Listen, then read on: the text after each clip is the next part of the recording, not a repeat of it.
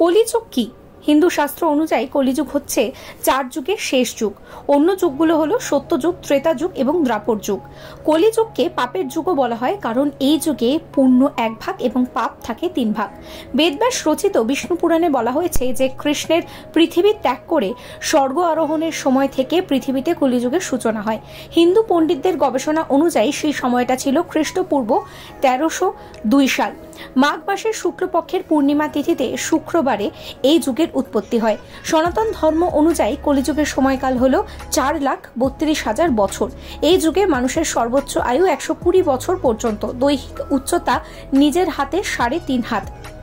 বিষ্ণু পুরাণে বলা হয়েছে ব্রহ্মা সত্য যুগে সমস্ত সৃষ্টি করেন এবং কলি যুগে সমস্ত সৃষ্টির উপসংহার টানেন।